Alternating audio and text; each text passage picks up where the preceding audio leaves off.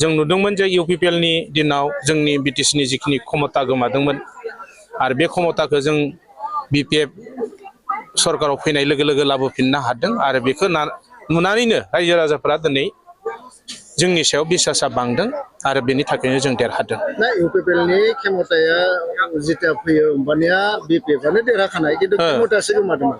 क्षमताया गोमादोंमोन आरो बेयाव राजनीतिक खैसारिनि माबायाव गोलैनानै जों क्षमतानिफ्राय गोजानाव थानो गोनां जादोंमोन। नाथाय दिनै आकौबार जों फैफिनबाय आरो जों हानायसिम माबायदिहै जोंनि BTC ओनसोलखौ जौगाहोनो हायो बेनि थाखाय जों खामानि मावलांगोन आरो रायजो राजाफोरखौ जों सहाय खालामनो जों नाजालांगोन।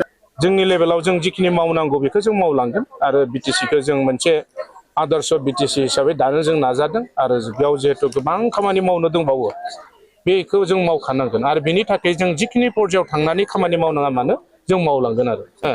एक्स MCLआनो दिनै रिजाइन होनानै दिनै नोंथांजों गोरोबफैबाय मा बुंजागोन बेनि बेलायाव? बिथांखौ बरायदों, बिथाङा मोजां डिसिसन लादों खारन UPPLआ बेयाव खुनु जायगा गैखाला, रायजो राजाफोरा बिथांमोनखौ मोजां मोनखाला, बेखाय बिथाङा भबिष्यतखौ नाहरनानै जोंनि दलाव हाबदों, बेखौ जों बरायदों आरो जों ज'है खामानि मावलांगोन।